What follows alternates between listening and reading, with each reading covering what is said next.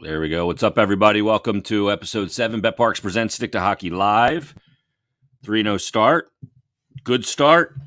Fun start. All of those things. Anthony DiMarco from the fourth period going to join us in just a moment. But let me tell you about BetParks. We got a lot to talk about today, so I just want to get right to the business today. BetParks, great casino and sportsbook app. It is available. Go get it now. Go get it now. Heed my call because it is fantastic. It's easy to use, easy to navigate. Same game parlays, live in-game betting, odds boosts, which I'm going to tell you about in a second. Check it out. Get the BetParks app. You can bet on all the football, college and pro, all the baseball playoffs, which has been unbelievable. You can bet, obviously, hockey. And now hoops is here for the National Basketball Association. So get in on that as well. And for the listeners of Stick to Hockey Live, how about this? We had a boost last week. It was for the Flyers to score 4 and win the game. That was for the Devils game. They hit it. It went from plus 210 to plus 250. The boost tonight, already the Flyers are boosted at plus 1.5. It was at 110. It's boosted to 150 on the site right now. But just for Stick to Hockey Live listeners, use the code STICK, S-T-I-K, all caps, STICK, S-T-I-K, all caps, and that'll get you a boost up to plus 250. So you get the Flyers plus 1.5, and use the promo code STICK, all caps, and you get plus 250 odds. That's an extra plus 140 on what it would be. So head over to the BetParks app and click on the promotions tab. Scroll all the way to the bottom and click on the promo code tile and use that code STICK, all caps, to receive your boost on the Flyers plus 1.5. And you can either click the Flyers plus 1.5 bet or find beautiful graphic on the sports page to take advantage of this offer. Again, STICK, all caps, and you'll get that boost. Flyers plus 1.5 tonight in Florida and get it at plus 250. That's fantastic. So download the new BetParks app today. You do need to be over 21 and present in Pennsylvania or New Jersey. Gambling problem, call 1-800-GAMBLER. If you're not in Pennsylvania or New Jersey, drive there now. Plus 250 on that odds boost for tonight. Also, got to tell you about Conquerville Subaru. Fantastic dealership, and it's all about trust with Conquerville Subaru. They do great work. It's unparalleled, the work they do in the community. They were the first Subaru Nation Love Dealer, Promise Dealer of the Year winner back in 2015. They also have 8 years of supporting the Nemours Children's Hospital of Delaware. They've once again adopted 15 classrooms in the Marcus Hook Elementary School, donating $500 so the teachers can pick supplies for their classroom individually. Plus, they keep the donation of thousands of coats to La Comunidad Hispana in Kennett Square. They've done that for over 10 years, and they continue that once again this year. Great stuff, great work in the community. And now's a great time to visit the beautiful showroom of Route 202 in Glen Mills and check out their certified pre-owned inventory at the dealership or a list of incoming Subaru vehicles. Fantastic dealership, by the way. And it's more than a dealership. Great service department as well. They have an award-winning service department and a free car wash with every visit. Do yourself a favor. Beautiful weekend coming up. Visit ConquervilleSubaru.com today or drive on down to Route 202 in Glen Mills and check out the beautiful Conquerville Subaru showroom. And remember, Conquerville cares. Let's get to him right now. North of the border from the fourthperiod.com. Does great work there, and he joins us on BetParks Presents Stick to Hockey Live. It is Anthony DiMarco. What's going on, Ant? Not too much, man. I got to tell you, I wasn't expecting to having this conversation 3 games into the season, but here we are, eh? 3-0. It's the first 3-0 start for John Tortorella in his career. And this is not like this is a coach that's only coached 4-6 seasons in the NHL. He's been around a long time, coached some really good teams. But this is his first 3-0 start, and none of us saw that coming. Yeah, and I believe it was Timmy who talked about it on the radio yesterday that it's the first Flyers head coach to go 3-0 since Paul Holmgren, if I'm not mistaken. Yeah. So that's a hell of a stat considering the coaches that have come in through this town over the last 20, 25 years, you know, in Hitchcock and Laviolette and obviously AV, whether or not you like him or not, he is a very winning coach, but he's made a hell of a first impression towards Has. Like the way this team has played, obviously, it's not sustainable in a lot of ways. You want to see more of a territorial battle victory because they've spent the vast majority of time in their own end. Carter Hart has by far been their best and most consistent player. But the way that they're playing, I think, is better than, let's say, the analytics or the statistics might suggest. Like, it would suggest that they're always caved in and, completely in disarray. But when you watch the games, they're not making stupid mistakes. They're staying very structured. A lot of it is being held to the outside. And I think a lot of the reason why they don't have the puck a lot is kind of by design. It feels that way, that they're kind of focusing on puck management more so as opposed to puck possession. Because look, Torts has said it, he's been very transparent in it, that this is a team that doesn't have talent. So when you're a team that lacks that high-end talent and has trouble establishing the offensive zone, you're going to be inherently defending more. And I think for the most part, the Flyers have played very well considering that. Yeah, and the 3-0 start for a coach, anytime there's a coaching change, it's usually because the team is not very good. So starting out 3-0 is something that's probably a bit of a unicorn because you're taking over a team that changed coaches. So that's number one. But and I agree, I thought in the Vancouver game, they didn't lose the possession battle in that one. They dominated the game in the first period. There was a little bit of pushback from Vancouver in the second. Yeah, Vancouver went up 2-0. But I thought the Flyers territorially in that game, high danger scoring chances and opportunities, I think they considerably outplayed Vancouver, who was obviously struggling. Devils, I won the territorial battle. And obviously last night, you knew against Tampa with the start that they've had and the fact that in their last game prior to last night, they got their teeth kicked in by Pittsburgh 6-2. They started out 3 games on the road, went 1-2. And you knew you were going to get their A game last night on home ice. You got it. You survived it. And again, 2 power play goals from Stamkos, which were just unbelievable shots. Hart had no chance on those. But the team, again, didn't just run. They didn't fold. And, the goal that Lawton gets to cut it to 2-1 is a huge goal. And then to start the third period. So, they've given up 2 goals in second period so far this year. I think they're +4 in second periods where they sucked to the high heaven last year in the second period. Like, let's call it what they stunk in the second period. Then they come out in the third, they get a power play, and JVR with a perfect through his legs redirect ties the game. And then the resilience of Noah Cates, who I thought was excellent last night, double stripping the Tampa players and then turn around going bar down on Vasilevsky is no easy task. Yeah, and I just want to talk about Scott Lawton for a second. Scott Lawton, to me, the way he's elevated his play, it's just, I never thought he had this level in him. And look, this is not to say that he's going to score 70, 80 points or whatever. But one thing that I find very indicative as to how well he's played is if you look at the expected goals against, he leads the team in terms of the lowest with 1.6 per 60. And he spent the lion's share of his minutes at 5-on-5 with Konechny and Hayes. Mm-hmm. And Hayes and Konechny, I think offensively they've been solid, but, they're not doing very well defensively. Hayes 4.75 expected goals against per 60. Konechny 4.65 expected goals against per 60. And then you have Lawton at 1.6. So, that tells me all I need to know. I also felt that Hayes and Konechny kind of struggled on the penalty kill. I know a lot of people just jumped all over Delorier because that's just the easy thing to do. But even the statistics would back up that it was Hayes and Konechny who kind of struggled in that regard. But you look at some of the positives here. Obviously, Lawton, I think JVR has quietly been very, very good, or as relatively speaking, of course. I think he's been solid. I think Morgan Frost has really settled in nice.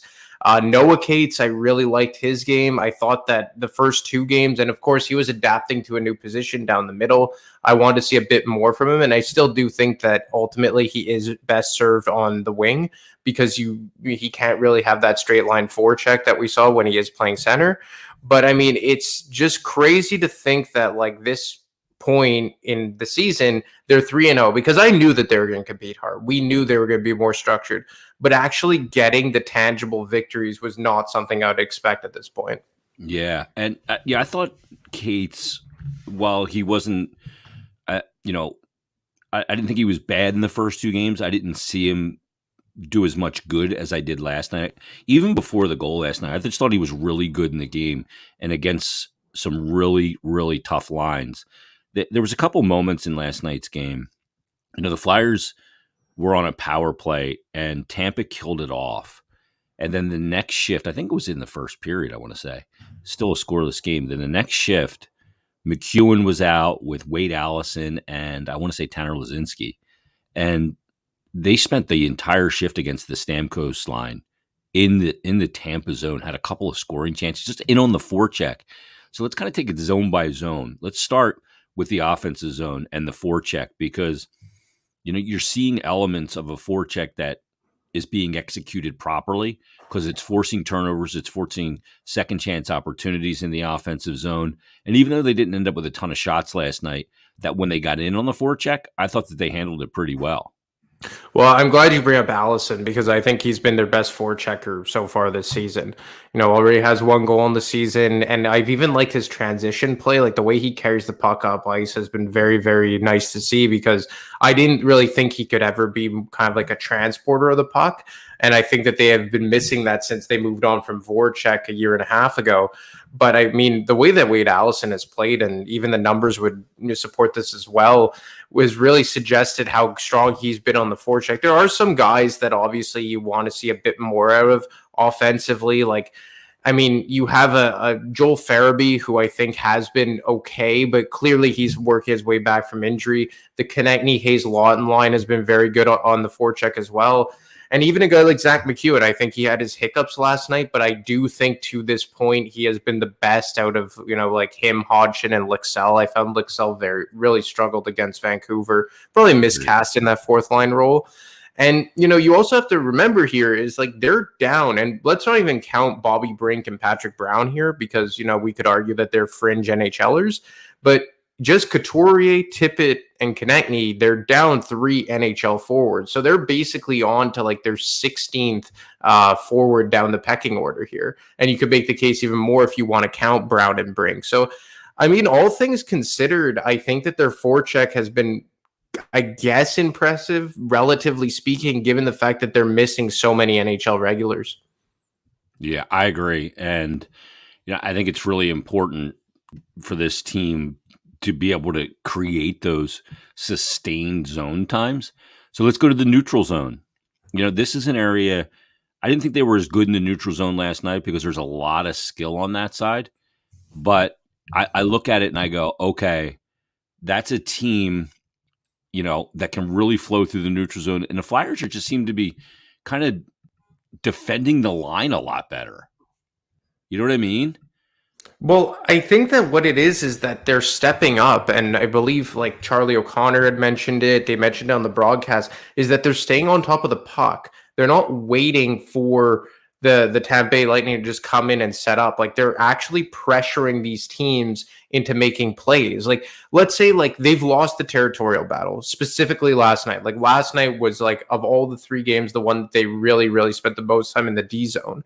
But they're still moving around enough and pressuring the puck enough that is forcing the other team to work hard. Like there were some times where Tampa got to the middle for sure, but what I've liked about it is that the compete is there and they're forcing teams to make decisions even to gain the neutral, the offensive zone or the Flyers defensive zone. And I thought last year, especially when we kind of had the change from AV to Yo and Yo kind of opened it up a bit, I found that the Flyers were just kind of Swiss cheese through the neutral zone and offensive zone entries were way too easy for the other team. Or even with AV, I found AV tried to overcompensate for the lack of, strength on the back end and they wouldn't forecheck enough. So, I mean, I think Tortorella has done a really good job here into just making it tough on teams to establish the offensive zone. And then even when you're in the offensive zone, I think that the Flyers have done a good job of collapsing in the slot and just forcing teams into being more creative to get that puck into like that home plate area, as we talk about a lot. Yeah. Joey B, I blocked your comments by accident because we were getting spammed by some porn site, apparently. Nice. I was like clicking to block that stuff, but it's Joey, I didn't mean to block you on the comments, but so hopefully I'll be able to get you back. But anyway, the D zone and the structure is certainly better. Yeah, they gave up a lot of shots. They actually took a shot away last night. Did you know that? It was 39. Carter Hart 37 saves, and they took one away apparently overnight. And it was 38 shots, but 36 saves. And he's got an unbelievable record. He's a high volume goalie, right? Like he's a guy that when he gets a lot of shots, he makes a lot of good saves. When he is faced over 36, when he makes 36 or more saves, he's got a record of 15-2-2. Jesus. That's crazy, right? And he's been spectacular, right? His save percentage is what, like 943 to this juncture. Yeah, not and bad. and his mental fortitude, especially in the first two games, to bounce back from, let's say, poor goals to open up those contests against the Devils and the Canucks respectively. But like, if you just look at the defensemen, and let's talk about them for a second, like, I think the 6D have all done a pretty good job. I thought Provorov struggled the first two periods of last game, last night. Then he settled down in the third period. But I really like what I've seen from the defense.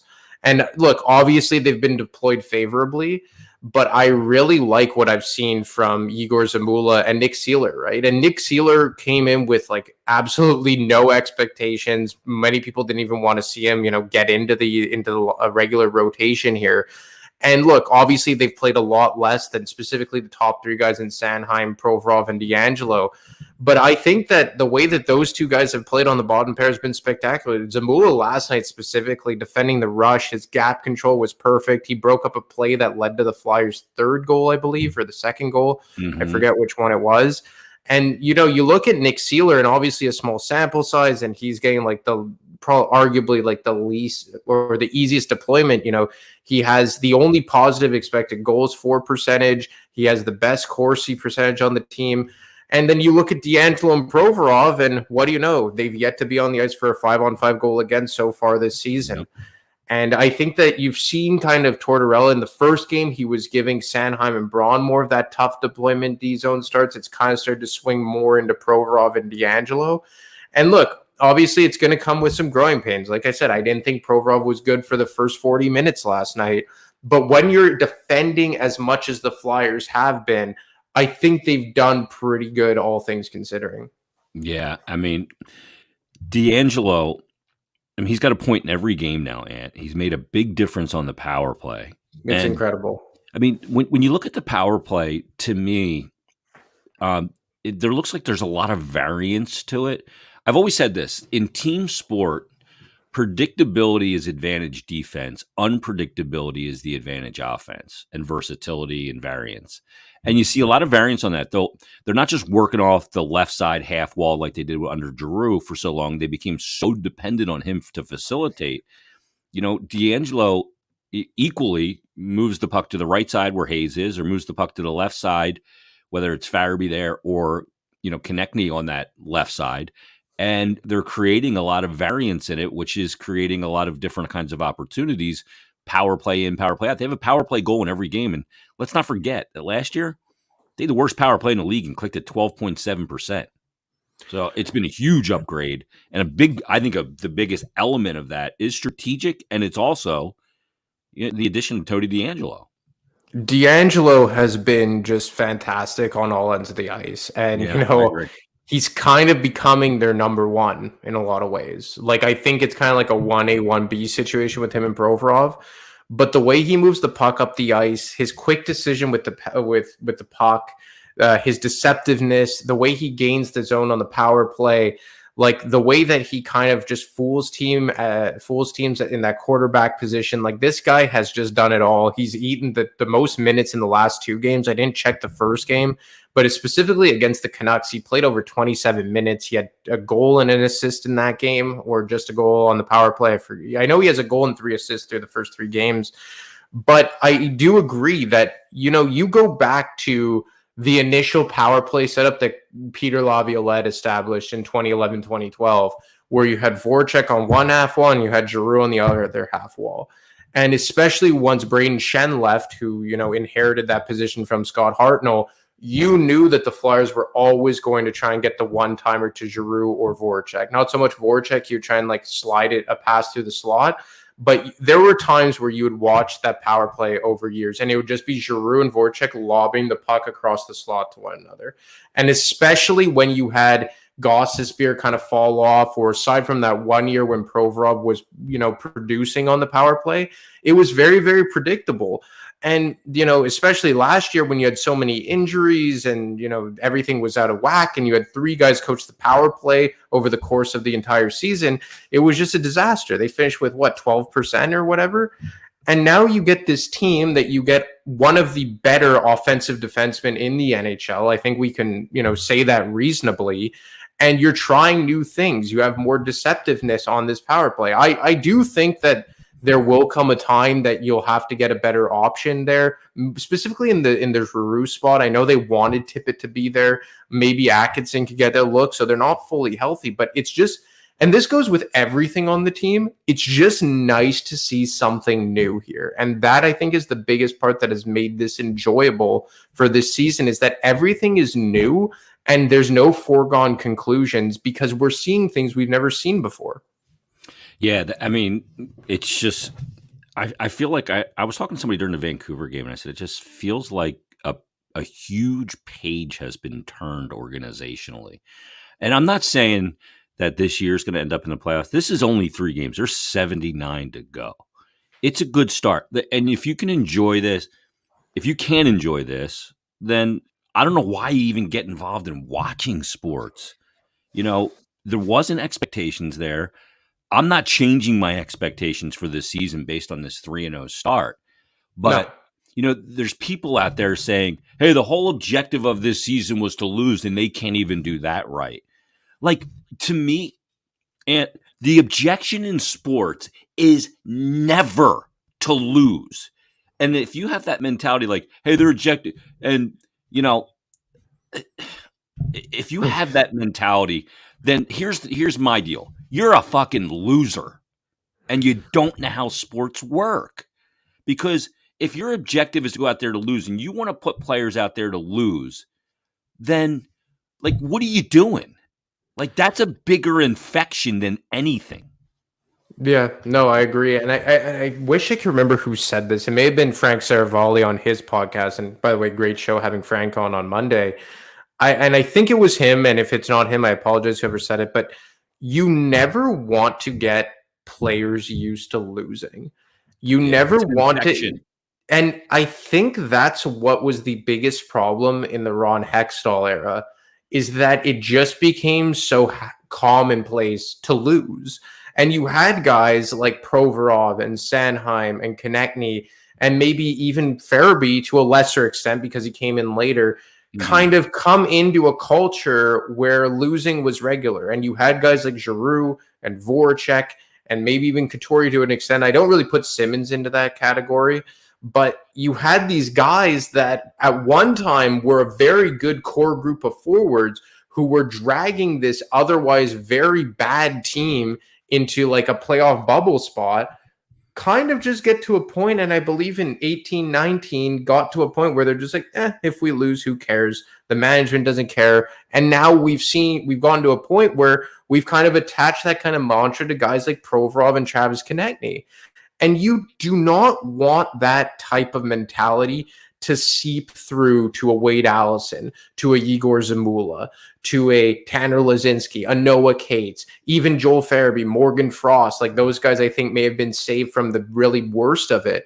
And look, would it be nice if they got a Connor Bedard or a Michkov or a Fantilli? Of course, but you don't want to sacrifice the team culture and the players playing in order to do that. Because again, like we've said, tanking is a very tough thing to execute properly because there are points where it's not even going to work. Look, I did a piece on the Coyotes last week, and I interviewed their GM Bill Armstrong, and he said that without saying it, we know that the Coyotes are trying to tank, but they're also trying to instill a winning culture because they still do have younger players on that team, like Clayton Keller, Barrett Hayton, JJ Moser. Yes, you do want to get a good pick in a year like this, but trying to, overtly lose games, especially when you have a lot of young players on your team like the Flyers do. Let's say if you're the Chicago Blackhawks where you just have a bunch of veterans and you got rid of the good young players like Doc and DeBrincat, then okay, different story. But for a team like the Flyers that has a lot of young guys on this team that could be good players for a while, You do not want that using culture to infect the entire room. Yeah, to me, it's a stink that ends up on a team. And you're right. It comes down to there becomes a lack of accountability to result. And I mean, I just think as long as they plug in a scoreboard and you got to be out there trying to win. I get it. Like front offices will field a team that's not in position to be a contender. I understand that there's an arc to a team's development, but like to see some of these tweets out there saying like, okay, they have a roster that's not chock full of high end talent. And your assumption is that they are going to lose.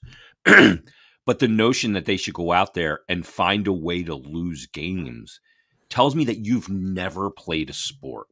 Because the players, no matter what level of player they are never going to go out and desire the result of not winning so that you can draft at the top of the lottery. It's just not going to happen. And like frankly, it fucking pisses me off when I see like pseudo media guys tweeting that out. And I'll like, I have no problem kicking this dude all the time because I think some of his tweets are fucking stupid. Russ Joy from Crossing Broad. Like, I don't give a fuck anymore. Like, he put out like, I'll read his tweet, Ant.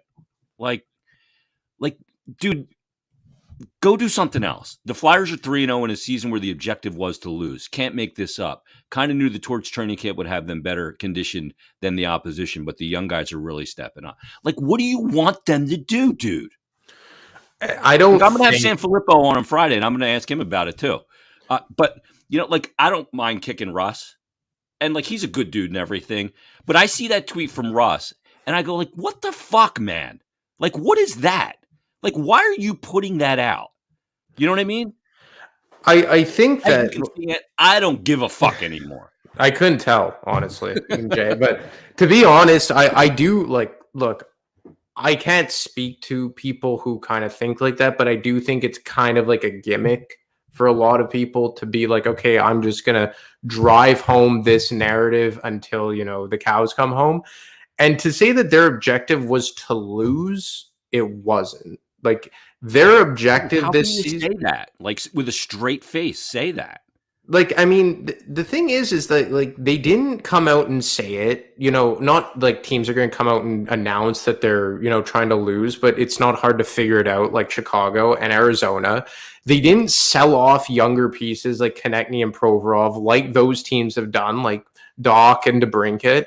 They came in this season with two objectives: one, to change the culture and set the standard. Obviously, that's their buzzword right now.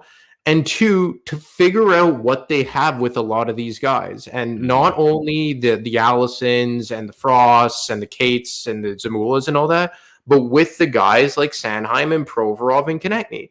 That's what they're trying to do. They're trying to figure out what they have to work with moving forward. I don't look, I get it. I understand if you want the generational talent. Me too. Like, I would love nothing more than the Flyers to have Connor Bedard or Fantilli to start next season. But I cannot actually cheer for a team to lose. I can't do it. Like, Look, I'll take you back to 2015-16, the first year of the Dave Haxtell, for Dave Haxtell campaign here. Ron Hextall's second year. That year, they were not supposed to make the playoffs. They were not supposed to be good. The year before, I think they had traded... No, that was 2 years before. They traded Scott Hartnell. But anyway, they weren't supposed to be good. And in March, they went on one of the most exciting stretches of play I remember. And I believe it was like 19-3-2. Mason was playing out of his mind. It was so much... Ghost was on that heater, right? Yeah, Ghost was on the heater. It was his rookie year. You had Simmons still playing at a high level. It was great. It was so much fun to watch.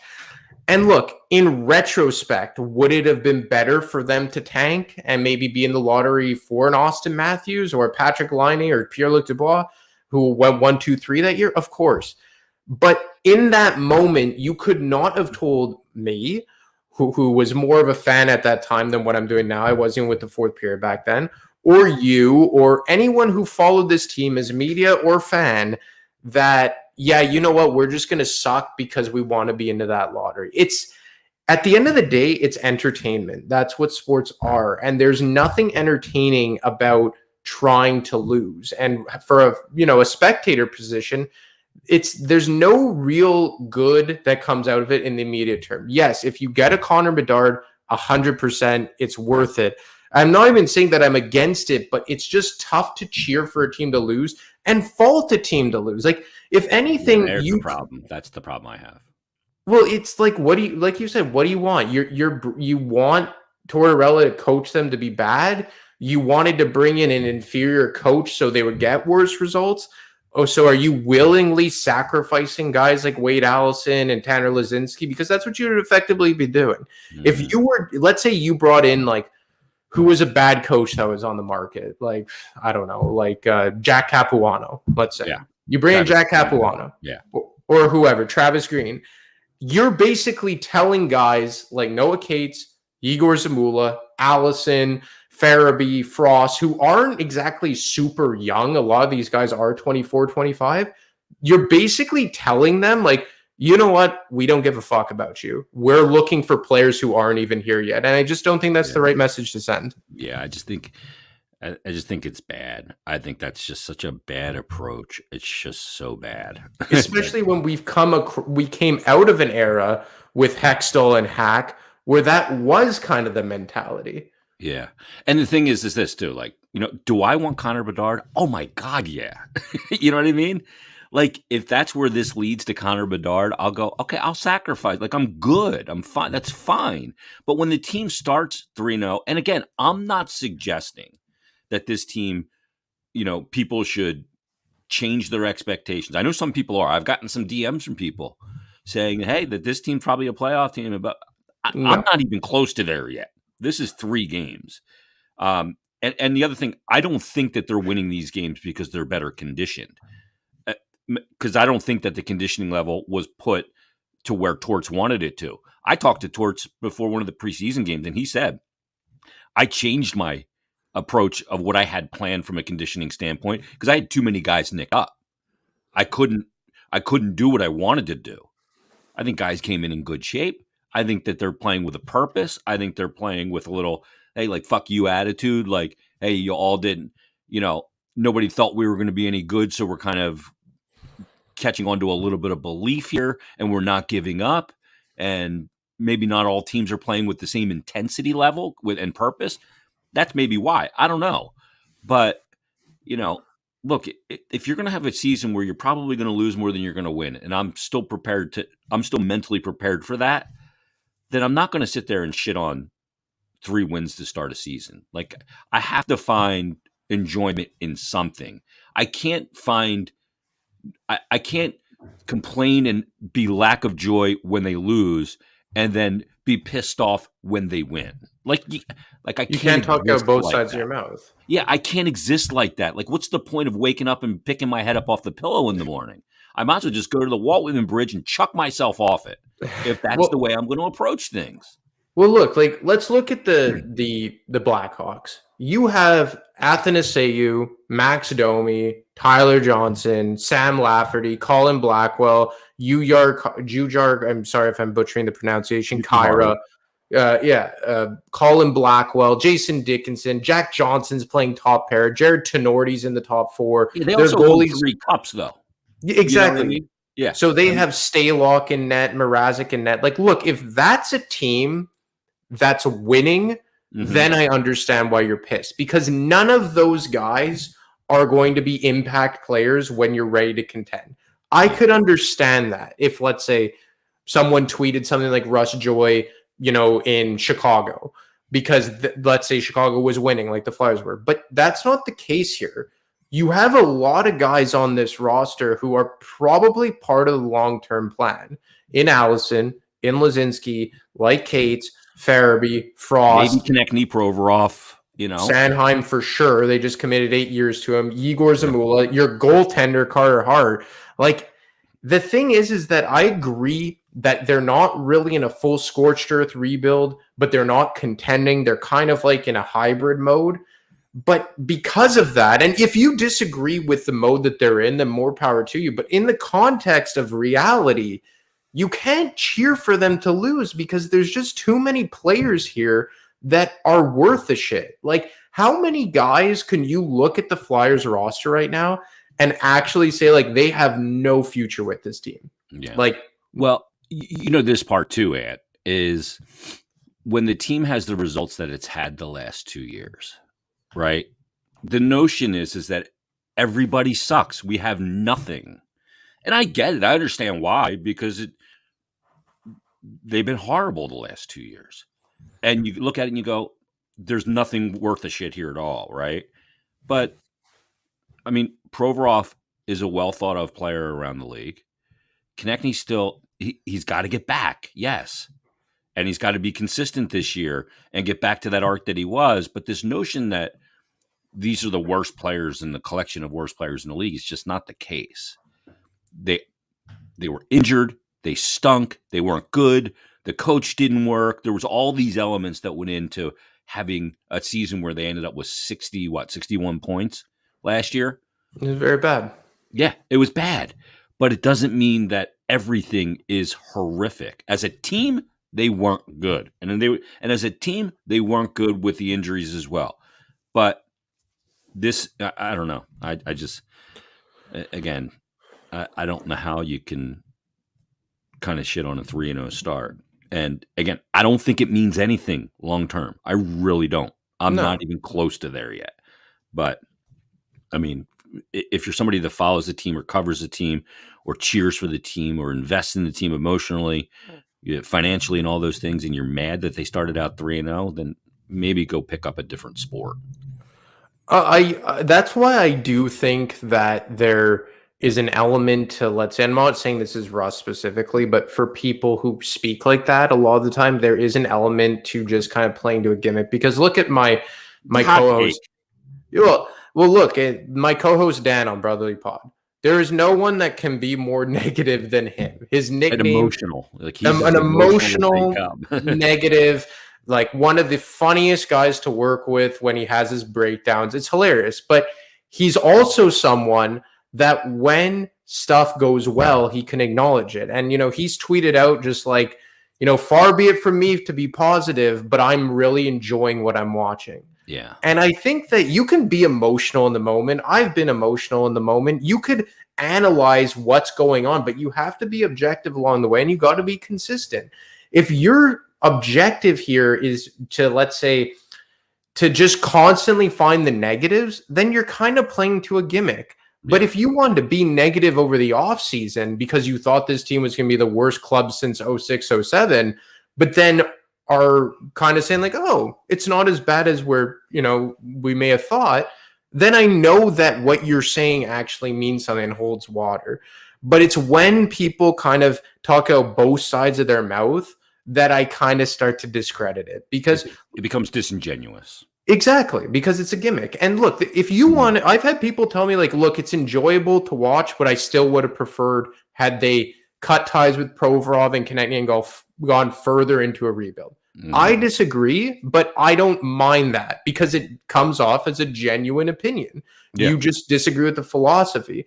But to bitch about a team not being good, and then to bitch about a team for not losing on purpose simultaneously, there's just a clear sign of disingenuous. Yeah. And to me, that's if you're somebody that covers a team, and like hot takes to me are disingenuous. Like I've murdered guys like Elliot Shore Parks or Joe Giglio on WIP because they're full of hot takes, and I think it's disingenuous.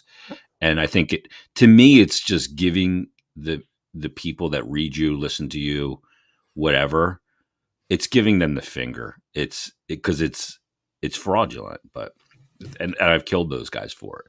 So, and when you turn 50, you just don't care anymore. So, it's like I'm so happy I turned 50. I got to 50, number one, but I just don't care anymore. And I don't have any time for the hot takes. I'm going to mute Russ for a little while. I know he's going to have a retort. Whatever. Russ, I work for the team. I know. You know what I mean? You can call it propaganda. I know. I'm no fool. I've never hid the fact that I work for the team. I'm not a reporter. Any of that shit. And this is the thing, is that we know that, well, we don't know, but we're both expecting that eventually they're going to come down to earth. They're probably not going to finish with a winning record. They're probably not going to be in a playoff There's hunt. going to be plenty of time for misery.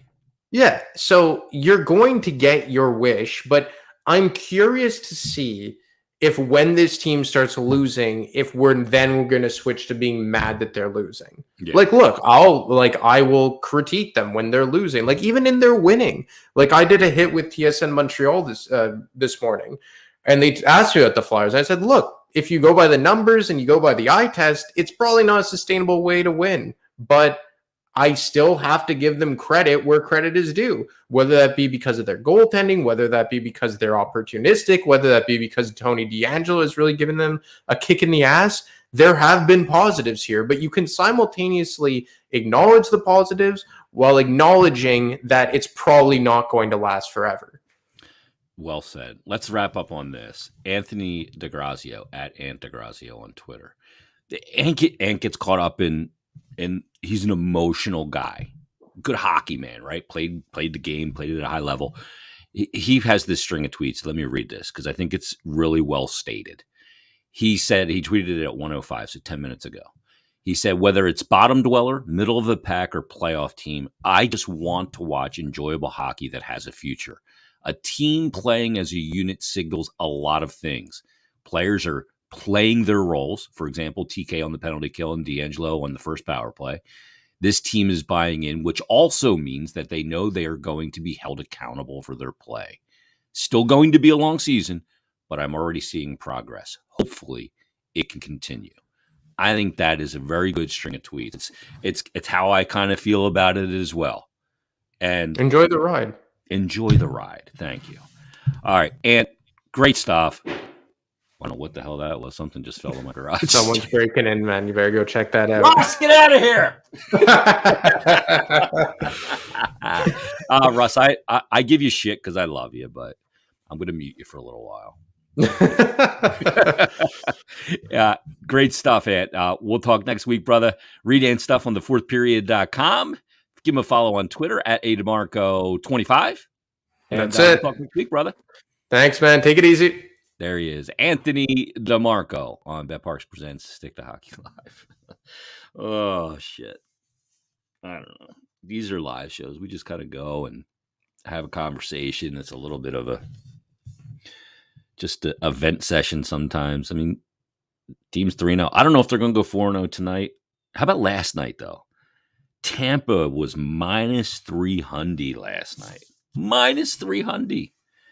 Flyers go down 2-0. I probably was up to like 850, -850 plus 900 for the Flyers when they're down 2-0, and then they battle back and they win. Smash it. It's unbelievable. Get on the BetParks app because how about this? Here's the deal. This is a good deal. You can use the odds boost, the weekly Stick to Hockey Live odds boost. And tonight, Flyers plus 1.5. It's boosted. It was 110, Flyers plus 1.5. It's already boosted to plus 150 on the site. But if you use the promo code STICK, STIK, all caps, that'll boost that up to plus 250. So head over to the BetParks app and click on the promotions tab, scroll to the bottom and click on the promo code tile and use that code STICK, all caps, and get that, again, plus 1.5 to plus 250. Download the app, check it out. Best casino and sportsbook app you're going to find. And all BetParks users are going to love the experience. Same game parlays, live in-game betting, odds boosts, player performances. It's all there on football, on hoops, which has started now. In the pro hoops, you've got obviously baseball playoffs, hockey. It's all there for you. Download the BetParks app today. You do need to be over 21 and present in Pennsylvania or New Jersey. Gambling problem, call 1-800-GAMBLER.